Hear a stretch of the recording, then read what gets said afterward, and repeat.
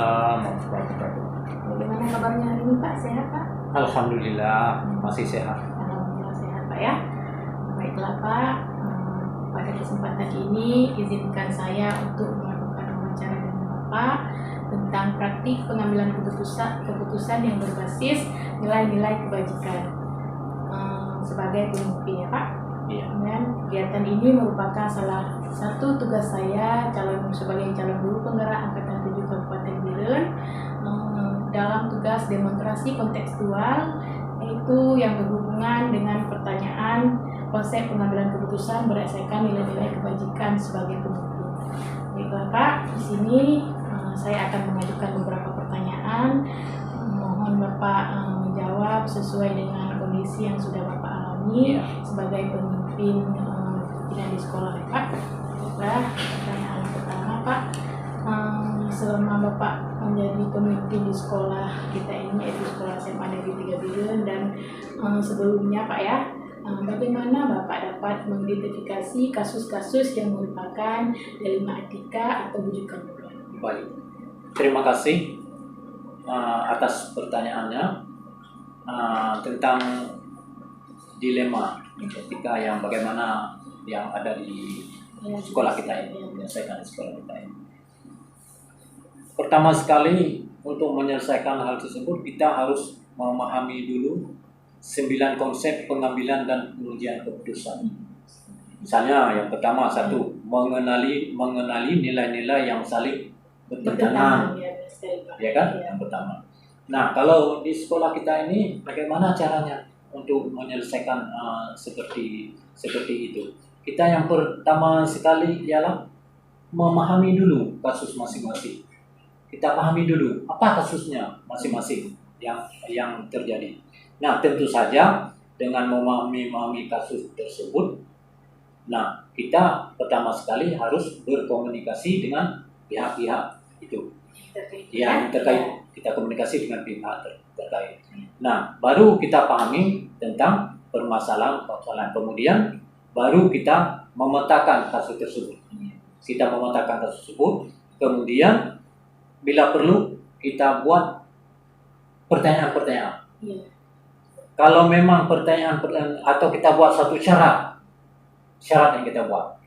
Kalau memang itu lolos seperti syarat yang kita ajukan kepada kasus-kasus yang terjadi itu atau pada kelompok, itu berarti kasus itu dikatakan kasus dilema etika. Kalau memang syarat-syarat yang telah kita buat itu memang tidak terpenuhi, itu masuk kepada persoalan rujukan moral. Itu yang kita. Berarti di sini saya dapat mengerti bahwa dalam mengambil keputusan itu harus ada musyawarah, kemudian harus mempertimbangkan 4 paradigma Pak ya, kemudian 3 prinsip dan 9 langkah dalam pengambilan keputusan ya Pak. Kemudian pertanyaan yang kedua Pak, selama Bapak menjalankan pengambilan keputusan di sekolah, terutama untuk kasus-kasus di mana ada 2 kepentingan Pak di sini, yang sama-sama benar atau yang sama-sama mengandung nilai kewajiban. Iya. Nah, di dalam kasus dilema itu kita mempertimbangkan karena kedua hal itu adalah sama-sama benar. Iya. Ya, ini membenturkan faktor kepada pihak mana yang memang yang benar kita harus selesaikan. Ya kan? Ini menjadi persoalan juga bagi kita cara menyelesaikannya. Nah, ini kita harus melihat pertama kali yang mengandung nilai-nilai kebenaran dan kesetiaan, ya kan? Kemudian rasa adil yang harus kita itu, atau belas kasihan bisa juga belas kasihan. Nah, jangan kita selesaikan nanti karena kebenaran kedua belah pihak ini, jangan kita selesaikan nanti memberatkan sebelah pihak, ya kan? Nah, ini pun juga harus kita kedua belah pihak itu harus saling bermusyawarah, kita musyawarahkan dengan adil, sehingga nanti persoalan yang kita selesaikan itu dapat terselesaikan dengan baik. Nah, gitu. Baik, Pak. Di sini dalam Bapak menjalankan pengambilan keputusan, terutama untuk kasus-kasus yang dimana ini sama-sama kepentingan, keduanya sama-sama penting ya Pak. Ya. Di Jadi Bapak harus mengadakan apa tadi, musyawarah. Musyawarah. Kemudian kita harus melihat pengambilan keputusan itu tidak ada yang dirugikan, tidak merugikan satu pihak. Ya, satu pihak. Itu yang kita. Selanjutnya Pak, kira-kira langkah atau prosedur seperti apa Pak yang biasa Bapak lakukan selama ini? Ya, dalam menyelesaikan keputusan itu kita memerlukan prosedur, artinya menyederhanakan pokok masalah saja. Jangan nanti kita selesaikan nanti pada satu kelompok nanti bukan menyederhanakan, tetapi nanti akan tidak kita menyederhanakan, nanti akan satu kelompok itu akan menjadi dibesar-besarkan kembali, ya kan? Nanti tidak mengambil keputusan yang baik. Nah, pokoknya dengan secara bersama yang saya katakan itu membangunkan kebijaksanaan dalam penyelesaian. Berarti di sinilah langkah atau prosedur yang Bapak ambil ini, yang Bapak lakukan ini dengan menyederhanakan ya pokok permasalahan. Permasalahannya, intinya apa permasalahan yang ingin kita selesaikan. Jangan kita memperluaskan, membesar-besarkan kembali. Bila perlu kita hilangkan ya yang ada permasalahan. Menyederhanakan. Baik Pak. Selanjutnya Pak, hal-hal apa saja yang selama ini Bapak anggap efektif dalam pengambilan keputusan pada kasus-kasus dilema etika Pak? Nah, hal-hal yang pertama sekali keputusan yang diambil itu mungkin pihak-pihak yang kita mengambil itu ada yang tidak menerima, ya kan? Ada yang tidak menerima sepenuhnya apa yang kita lakukan penyelesaian itu. Nah, untuk memahami, atau saya katakan untuk memahamkan yang kita selesaikan itu kepada satu kelompok itu secara ikhlas supaya dia menerima itu. Nah, ini adalah merupakan sebuah tantangan bagi kita. Nah, untuk itu selesaikanlah secara baik-baik, secara musyawarah. Kita berdoa mudah-mudahan satu kelompok itu, dua kelompok itu bisa menerima. Iya, sekali. Berarti di sini ada juga waktu Bapak mengambil keputusan, ada juga satu kelompok mungkin yang tidak bisa menerima, kan? Tidak bisa menerima. Jadi kita di sini sama-sama melakukan kerjasama dengan pihak-pihak terkait supaya keputusan yang kita ambil itu memang secara efektif dan berasa keadilan, kan? Ya Pak, kemudian hal-hal apa saja Pak yang selama ini merupakan tantangan dalam pengambilan keputusan pada kasus-kasus dilema etika? Ya, tantangan yang kita selesaikan itu banyak tantangannya. Ya, misalnya kelompok itu tidak menerima, dia harus menerima seperti apa yang dia katakan. Tetapi kalau kita kedepankan musyawarah, ya kan, kita kedepan musyawarah dengan dewan guru, dengan orang-orang yang kita musyawarah untuk menyelesaikan ini, insya Allah kedua-dua kelompok itu nanti akan menerima apa yang kita putuskan. Berarti di sini tentunya banyak tantangan ya Pak. Banyak tantangan kita hadapi. Jadi belum tentu pengambilan keputusan yang sudah Bapak ambil langsung diterima. Tidak. Jadi kita perlu ada yang musyawarah dengan pihak terkait, baik itu dengan kurikulum, Pak ya, kesiswaan, humas dan dewan guru sebelumnya. Baiklah Pak, lanjutkan selanjutnya kita berikan pertanyaan selanjutnya Pak ya. Apakah Bapak memiliki sebuah tata cara Pak atau jadwal tertentu dalam sebuah penyelesaian kasus dilema etika? Apakah Bapak langsung menyelesaikannya di tempat atau memang memiliki jadwal atau waktu tertentu Pak dalam menyelesaikannya? Baik itu dalam bentuk atau prosedur seperti apa yang Bapak jalankan? Baik, tidak ada jadwal khusus dalam menyelesaikan kasus. Kita melihat kalau memang satu kasus hari ini terjadi satu kasus, hari ini kita selesaikan terus. Tetapi kalau banyak-banyak kasus itu, kita harus melihat dulu kasus mana yang memang yang terlebih yang harus kita selesaikan. Dengan nanti kasus tersebut kalau kita diamkan akan menjadi besar. Kasus itulah yang harus kita selesaikan terlebih dahulu. Kalau khusus dan begitu tidak ada jadwal yang khusus yang harus kita selesaikan. Sekali Pak, dari sini dapat saya mengerti tidak ada jadwal khusus Pak ya. Jadi mungkin apabila ada sebuah kasus Bapak langsung kita selesaikan. Apalagi kasusnya yang rumit Pak ya, Iya. langsung kita lihat mana yang terlebih dahulu kita selesaikan. Oke, Pak.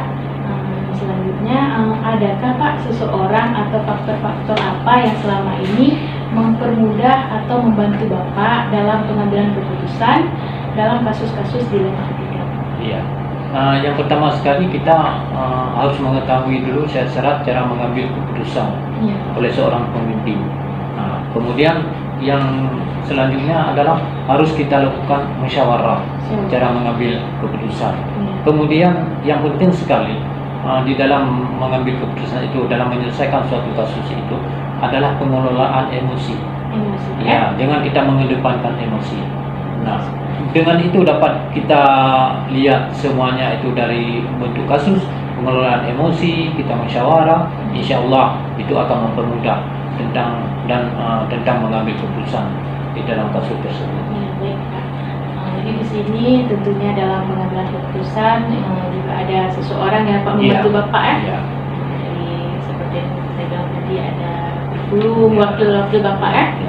Kemudian tentunya kita dalam mengambil keputusan atau dalam cara menyelesaikannya kita tidak boleh mengedepankan emosi. Ya, insya Allah akan selesai. Akan selesai Pak ya, secara baik-baiknya. Ya, Pak, ini pertanyaan terakhir Pak. Dari semua hal yang telah Bapak sampaikan tadi, pembelajaran apa Pak yang dapat Bapak petik dari pengalaman dalam pengambilan keputusan dalam kasus dilema etika? Ya. Dalam mengambil suatu keputusan kita harus mengidentifikasi kasusnya dulu. Ya, kemudian kita harus melakukan lebih awal dengan pengujian, baru kita melakukan penyelesaian masalah. Jadi kita di dalam mengambil keputusan itu dengan langsung mengambil suatu keputusan sehingga akan merugikan nanti siswa-siswa kita di sekolah ini. Jadi di sini dalam pengambilan keputusan tentunya kita harus berpedoman kepada 4 paradigma, kemudian 3 prinsip dan 9 langkah dalam pengambilan keputusan. Itu salah satunya seperti Bapak bilang tadi, kita harus melihat dulu hal-hal yang bertentangan Pak ya, nilai-nilai yang bertentangan. Kemudian kita harus melihat fakta-fakta yang relevan yang ada pada kasus tersebut ya. Baiklah Pak, hanya ini Pak yang dapat saya wawancarai dengan Bapak. Mudah-mudahan kedepannya dengan saya sendiri Pak, saya pribadi setelah saya mempelajari modul 3.1 ini dalam pengambilan keputusan, kita sama-sama nanti Pak bisa menyelesaikan semua tentang pengambilan keputusan yang ada di sekolah yang terkait dengan berbasis nilai-nilai kebajikan sebagai pemimpin. Itu Pak ya. Ini Pak yang saya wawancarai. Jadi yang kurang saya mohon maaf Pak. Terima kasih Pak. Terima kasih. Assalamualaikum warahmatullahi wabarakatuh. Waalaikumsalam warahmatullahi wabarakatuh. Sama, apa kabar Bu? Sehat Bu? Kita sehat. Ibu, tujuan tadi dari Ibu tadi dari calon guru ini menyelesaikan tugas demokrasi kontekstual modul 3.1 yaitu tentang pengambilan keputusan berdasarkan nilai-nilai kebajikan sebagai pemimpin rakyat negara. Di sini saya akan menyampaikan beberapa pertanyaan Ibu. Jadi kalau Ibu menjawab sesuai dengan yang telah Ibu alami di sekolah Ibu selama ini ya. Baiklah Bu, selama Ibu menjadi kepala sekolah ya, bagaimana Ibu dapat mengidentifikasi kasus-kasus yang merupakan dilema etika atau bujukan moral? Di sini berarti ada 2 hal yang perlu saya tinjau ya. Jadi yang pertama dilema etika dan dilema moral. Di sini merupakan hal-hal yang sudah sering kita alami dari sekolah. Apalagi kita sebagai kepala sekolah itu harus selalu melihat hal-hal yang jangan sampai mengikat pihak yang lain pada saat kita mengambil setiap masalah, baik itu masalah dilema etika dan dilema moral. Jadi di sini apabila mengambil sebuah keputusan, jadi harus mengandung 4 paradigma ya, kemudian kemudian 3 prinsip dan 9 langkah dalam kurikulum. Jadi di sini Ibu akan melihat dulu permasalahannya apa, Ibu identifikasi dulu, gitu ya. Baiklah Bu, kemudian selama ini bagaimana untuk menjalankan pengambilan keputusan di sekolah itu, terutama untuk kasus-kasus di mana ada dua kepentingan yang sama-sama benar atau sama-sama mengandung nilai positif. Ya, di sini ya tentunya kita setiap ada permasalahan itu tentunya kita lebih dahulu melihat akar permasalahannya ya. Permasalahan apa masalah yang sebenarnya sedang dihadapi oleh warga sekolah kita ya, baik itu masalah dilema etika benar-benar dan dilema moral benar salah ya. Jadi kan dua hal ini seperti kita sampaikan tadi tidak boleh ada pihak yang dirugikan ya. Jadi misalnya dilema etika ini kan condong kepada yang benar ya. Tentunya di sini bisa kita lihat misalnya pada saat guru itu kan ada dapat yang sertifikasi yang tambahan ya. Di sini kan tentunya guru-guru kita di sini ada yang tidak cukup jam mengajar. Tentunya di sini kita sebagai pimpinan sekolah memikirkan bagaimana supaya guru-guru itu dapat kesejahteraan yang sama ya. Bersama tentu kita berpikir bagaimana langkah-langkah tidak terlepas dari peraturan yang telah ditetapkan oleh pemerintah. Kita tetap harus pegang pada peraturan pemerintah sehingga pada saat kita mengambil suatu keputusan kita mengarahkan guru tersebut tidak bermasalah ke depannya lagi. Tentunya di sini ada peraturan dari pemerintah bisa mengambil di tempat yang lain, di sekolah yang lain yang relevan ya, yang ada jam yang cukup pada guru tersebut. Kita mengharapkan di sana dan mereka bisa mengambil sehingga mereka bisa mengambil jam sertifikasi sama seperti guru yang lainnya. Jadi guru tersebut pun tidak merasa dirugikan juga, ya sama-sama merasakan. Ya, berarti di sini tadi menjelaskan Ibu ingin mensejahterakan guru ya, harus ada keadilan di sini ya. Selanjutnya Bu, langkah-langkah atau prosedur seperti apa Bu yang biasa Ibu lakukan selama ini? Nah, kita tentu pada saat apabila guru bermasalah kita memanggil guru tersebut kan, memanggil kalau di sini kan kalau sertifikasi AGFT ya, mereka kita panggil mereka masalah apa yang mereka hadapi, permasalahannya bagaimana cara mengatasinya, bagaimana prosedurnya, apa yang akan bisa kita tempuh, itu kita memanggil mereka bermusyawarah apa yang akan kita lakukan, tapi jangan ada kesalahan pada saat kita mengambil keputusan. Sama-sama menguntungkan. Kalau sekolah tidak diinginkan, guru juga tidak diinginkan. Terus ya, berarti Ibu ada langkah-langkah atau prosedur yang Ibu ambil dalam pengambilan keputusan ini. Ibu tidak bekerja secara sendiri, tapi Ibu ada saling berkolaborasi ya dengan Ibu. Selanjutnya hal-hal apa saja Bu yang selama ini Ibu anggap efektif dalam pengambilan keputusan pada kasus-kasus di Ya, jadi tentunya kita pada saat ada kasus tersebut di sini oleh sekolah bisa melihat TNI ya. Oleh sekolah ini banyak ya, ada TNI, ada guru, ada siswa, ada suruh dan sebagainya. Itu kita melihat dulu bagaimana tugas-tugas tadi permasalahan yang dihadapi oleh orang tersebut. Misalnya TNI dia tidak masuk kerja, apa masalah yang dihadapi, kita cari dulu, kita lakukan pendekatan dokumentasi. Nanti kita memberi sudah kita panggil dinarakan, sudah kita panggil, sudah kita bina, kita juga memberi tempo waktu pada dia untuk mengadakan perubahan apabila kemudian apabila juga tidak bisa mengambil perubahan, bisa kita pindahkan tempat lain yang cocok dengan kriteria atau keinginan yang diinginkan oleh si TNI tersebut.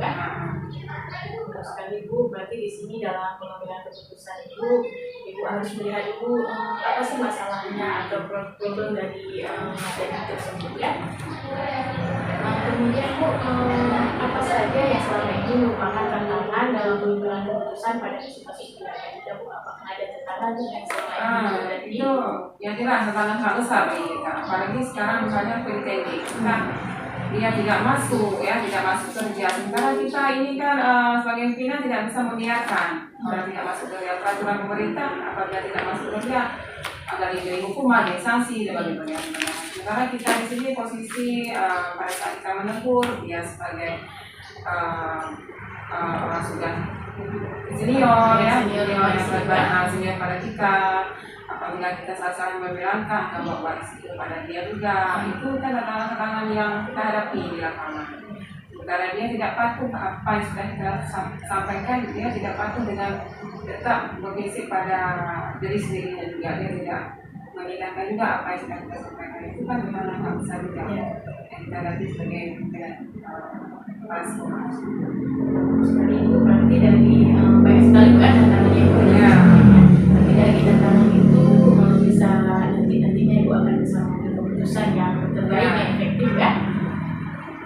Selanjutnya Bu, apakah Ibu memiliki sebuah tata cara atau jadwal tertentu Bu dalam menyelesaikan sebuah dilema etika ini, atau Ibu langsung menyelesaikan di tempat, atau memang memiliki jadwal tertentu untuk menyelesaikan, atau dalam bentuk prosedur seperti apa yang sudah dijalankan selama ini? Ya, sebagai pembina kita tentu harus punya jadwal pembinaan kepada pegawai kita, kepada siswa kita. Tentunya apabila itu tentu kita jadwalkan atas minggu sekali atau sebulan sekali. Kalau perasaan itu tidak ada kan, kita evaluasi juga, evaluasi kerja itu perlu. Tapi apabila masalah itu muncul tiba-tiba atau sudah di depan mata kita, itu kita harus menyelesaikannya, tidak bisa kita tunda. Dia jangan berlarut dengan permasalahan yang ada. Jadi orang langsung dapat mengambil suatu keputusan ya, keputusan sehingga tidak sampai tadi tidak merugikan orang lain. Berarti seperti ini kalau misalkan ada masalah atau dilema etika, berarti Ibu kalau memang masalah itu rumit langsung harus selesaikan, berarti Ibu langsung selesaikan pada waktu tertentu kan. Kemudian kalau memang bisa dilanjutkan beberapa minggu, dilakukan evaluasi, bisa dilanjutkan ke jadwalnya kan. Kemudian Bu, adakah Bu seseorang atau faktor-faktor yang selama ini mempermudah atau membantu dalam pengambilan keputusan dalam kasus dilema etika Bu? Ya, di sekolah ini kita kan punya adanya organisasi. Kepala sekolah itu hanya manajer. Yang lainnya itu kita hanya memantau sementara yang bekerja itu bawahan kita, staf kerja kita ya. Itu kita di sini di sekolah adanya kepala ibu itu dia berurusan dengan masalah administrasi, sedangkan nanti adanya pakar itu kesiswaan. Masing-masing mereka itu harus mempunyai masing-masing. Nah, mereka itu harus bekerja masing-masing sehingga terbantu sekolah atau dari kepala sekolah dalam mengerjakan pekerjaannya. Karena kepala sekolah tidak mungkin bekerja sendiri. Tapi di sini ada orang yang membantu Ibu atau faktor-faktor lain seperti wali kelas juga bisa ya, KTU, guru, kesiswaan dapat di dalam melakukan keputusan tentang siswa-siswa kan. Ini berarti Ibu ya. Dan dari semua hal yang telah Ibu sampaikan tadi, pembelajaran apa mungkin dapat Ibu petik dari pengalaman Ibu dalam mengambil keputusan di dalam ya, kita harus setiap saat harus bekerja sama dengan sekolah kita. Tidak mungkin kita berdiri sendiri ya. Jadi dengan kata lain kita selalu harus berkolaborasi dengan semua pihak. Karena kita tidak mungkin mengambil keputusan sendiri. Walaupun kita bisa mengambil keputusan, tapi tetap adanya kerjasama. Karena jadi kita ini di satu sekolah ini adanya payung ya. Payung dari tadi kita masing-masing kita menyelesaikan masalah biar ada rasa yang memiliki sekolah, biar sekolah merasa memiliki sekolah. Setiap ada permasalahan tentu kita berugi dengan warga sekolah. Ibu dari semua hal yang telah disampaikan tidak menjadi sebuah pembelajaran. Jadi yang bisa kita simpulkan di sini bahwa Ibu tidak bisa bekerja dengan sendiri. Tentunya ada kolaborasi dengan seluruh warga sekolah ya, baik itu dari teknik, guru, kesiswaan dan lain sebagainya. Ibu mudah-mudahan pengambilan keputusan yang Ibu ambil selama ini itu bisa mencakup 4 paradigma, kemudian tidak 9 langkah. Lalu mungkin hanya itu yang dapat saya katakan untuk hari ini. Terima kasih atas waktunya.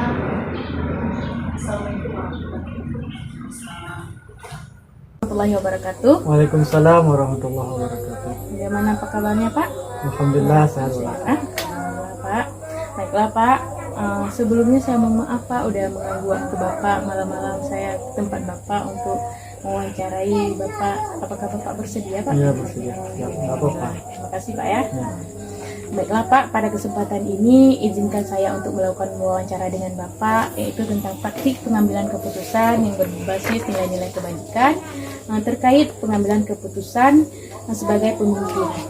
Baiklah Pak, kegiatan ini merupakan salah satu tugas saya pada calon guru penggerak angkatan 7 Kabupaten Biren pada modul 3.1, yaitu tugas demonstrasi kontekstual dengan konsep pengambilan keputusan berdasarkan nilai-nilai kebajikan sebagai pemimpin. Baiklah Pak, di sini saya akan mengajukan beberapa pertanyaan untuk Bapak. Mohon izin sediakala Bapak menjawab pertanyaan saya. Sudah siap Pak?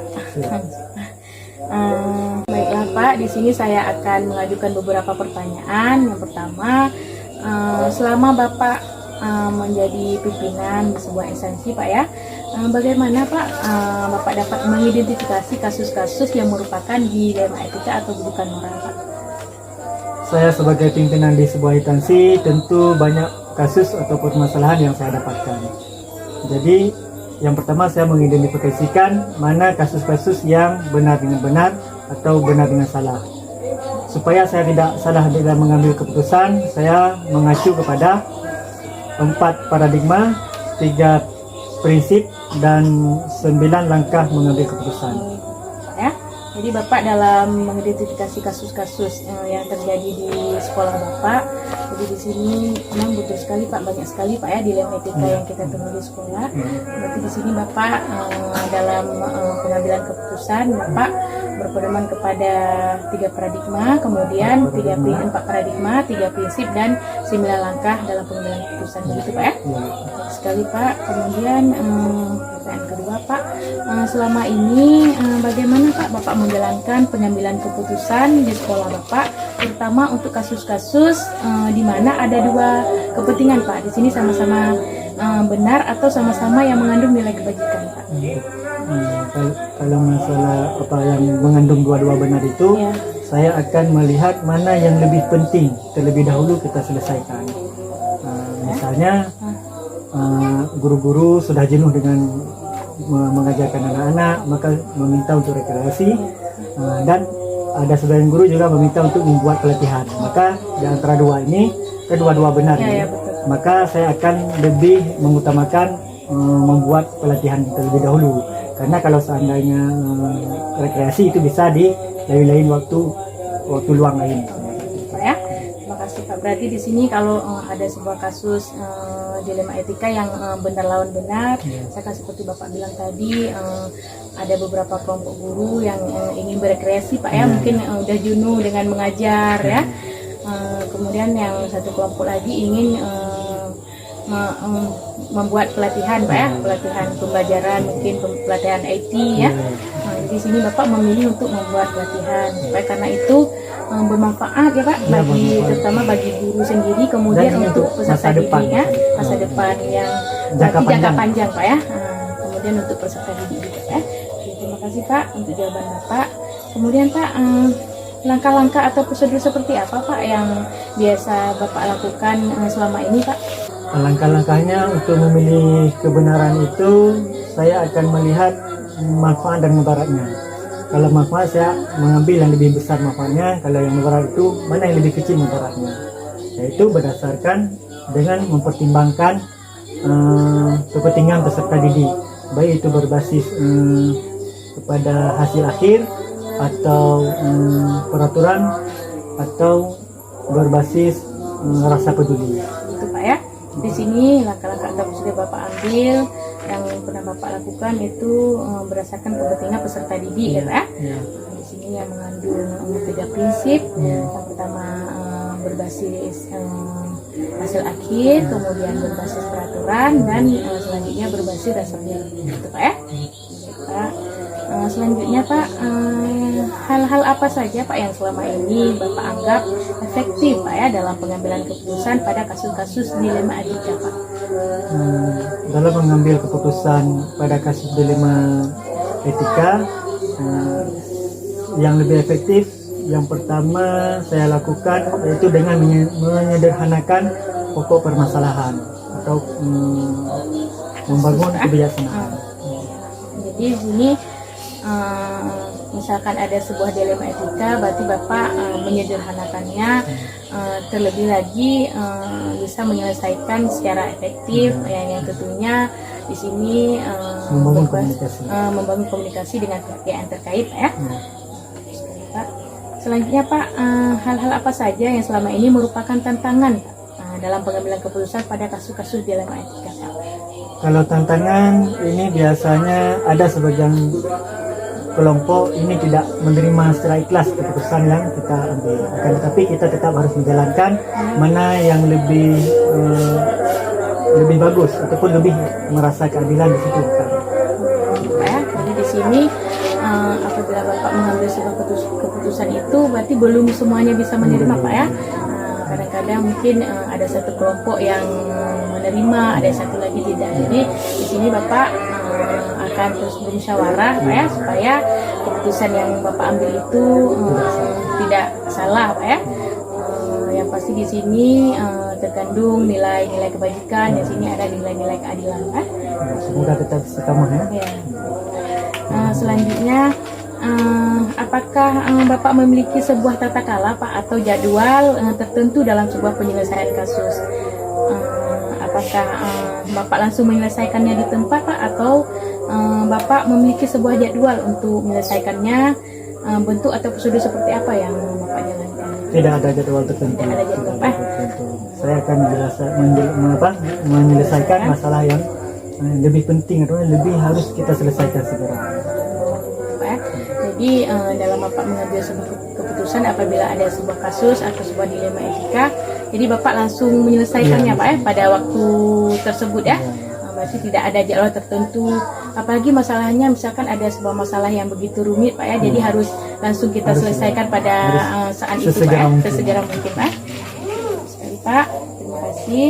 Kemudian selanjutnya Pak, adakah Pak seseorang atau faktor-faktor apa yang selama ini mempermudah atau membantu Bapak dalam pengambilan keputusan dalam kasus-kasus dilema etika Pak? Ya, komunikasi yang baik dengan warga sekolah, komunikasi ya, dan menahan emosi kan. Oh, gitu Pak ya. Jadi di sini misalkan ada sebuah kasus dilema etika, Bapak bermusyawarah dulu, berkomunikasi dengan wakil Bapak, pihak terkait itu ada kurikulum, kesiswaan, humas dan prasarana lain sebagainya Pak ya. Terus sekali Pak, selanjutnya Pak, ini pertanyaan yang terakhir Pak ya.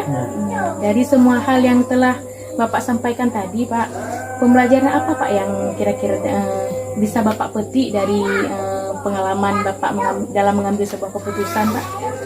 Dalam mengambil keputusan harus pertama kali yaitu mengidentifikasi permasalahan ataupun kasus. Nah, kemudian baru bisa kita lakukan tahap awalnya penyelesaian, yaitu dengan berbicara ataupun komunikasi yang baik dengan warga sekolah, terutama dengan wakil saya nanti, para guru, wali kelas. Ini untuk menjaga keharmonisan yang pertama ya kan.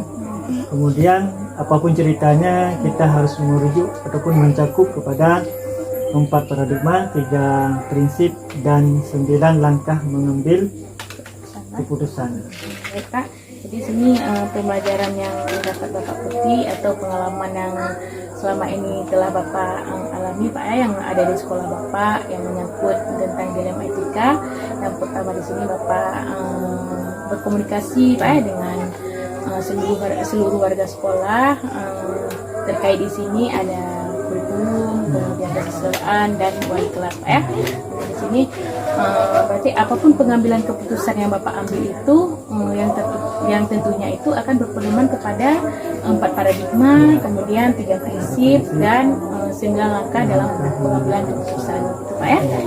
Terima kasih Pak, mungkin hanya ini Pak yang dapat saya tanyakan kepada Bapak. Semoga dalam pengambilan keputusan untuk selanjutnya Bapak selalu bisa berpedoman kepada yang tadi ya Pak ya, yang 4 prinsip. Baiklah Pak, terima kasih Pak atas waktunya. Sudah Bapak mau waktu malam-malam saya ke tempat Bapak. Terima kasih Pak ya. Pak, Assalamualaikum warahmatullahi wabarakatuh.